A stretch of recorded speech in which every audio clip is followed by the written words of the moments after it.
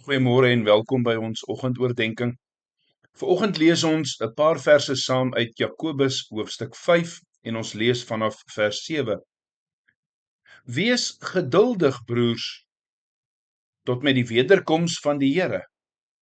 Kyk, die landbouer wag met geduld op die waardevolle opbrengs van die aarde, tot die vroeë en laatreëns geval het. Wees dan geduldig, staal julle harte, want die wederkoms van die Here is naby. Moenie oor mekaar kla nie, broers, sodat julle nie geoordeel word nie. Kyk, die regter staan voor die deur. Neem as voorbeeld van lyding en geduld, broers, die profete wat in die naam van die Here gepraat het. Kyk, ons beskou hulle wat volhard as gelukkig. Julle het gehoor van Job se volharding, en julle het die Here se einddoel met hom gesien, en dat die Here vol medelee en ontferming is. Geliefdes, ons gaan voort met ons reeks oor die werk van die Heilige Gees in jou. En vanoggend staan ons weer eens stil by die vrug van die Gees wat geduld is. Weet jy, geduld is een van die eienskappe van die Here God. Die Bybel praat dikwels van God se geduld, en ons dink spesifiek in terme van Israel, maar ook teenoor sondaars, en ook teenoor die hele mensdom.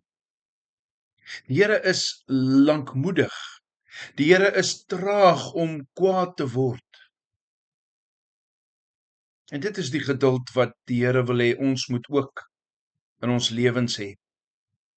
Petrus leer ons om oor God se geduld na te dink en die geduld van ons Here as redding te tel, as deel van ons verlossing. Wanneer ons na die lewe van die Here Jesus gaan kyk, dan was Jesus geduldig met sy disippels en met ander. Maar hy het ook geduldig die lyding van sy vernedering en sy menswording en sy kruis verduur. Die woord wat Paulus in sy vrug van die Gees lys vir geduld in Galasiërs 5 gebruik is letterlik lankmoedig. Terwyl jy vandag aanbid, terwyl jy vandag gepad saam met die Here stap, dink aan die geduld en lankmoedigheid van God teenoor jou.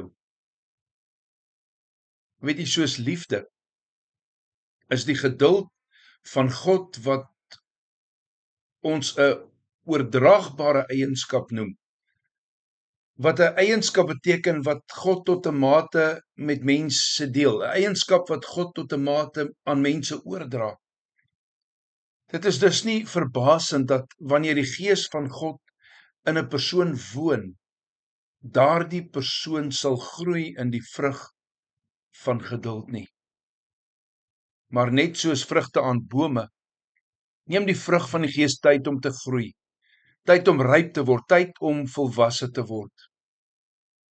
En vir sommige van ons, die ongeduldiges, lyk dit asof hierdie vrug van geduld die langste neem om te groei. Is jy geduldig? Ons sal verder gaan om te sien dat die vrugte van die Gees baie nou saamgebind is.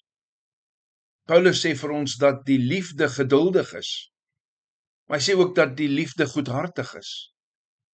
En as jy daaraan dink, kan jy skaars liefdevol of vreugdevol of in vrede met ander wees, sonder om geduldig of vriendelik of saggeaard ensovoorts te wees.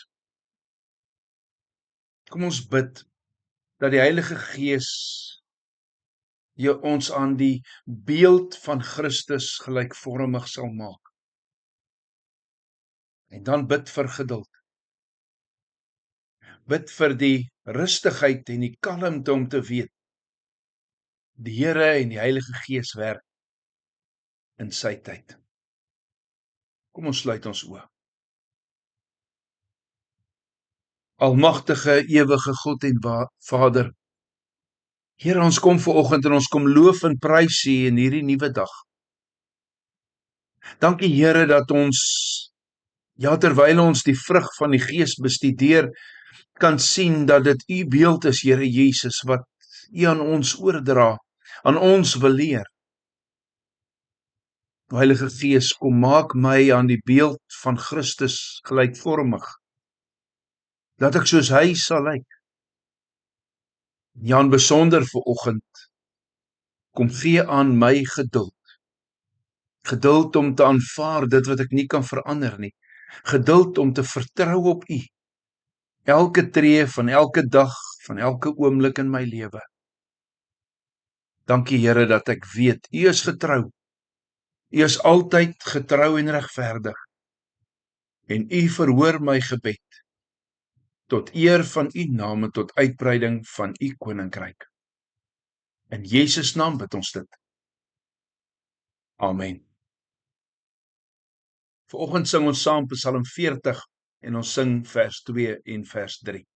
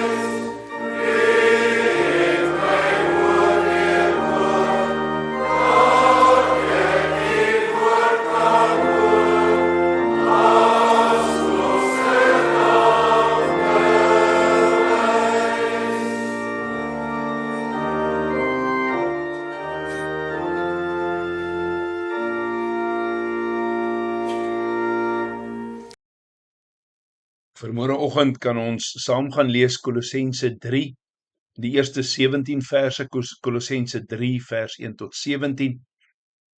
En dan sal ons verder gaan in ons reeks oor die Heilige Gees wat in ons werk. Mag elkeen vandag 'n geseënde dag hê, 'n dag wat ons werklik in geduld sal toeneem.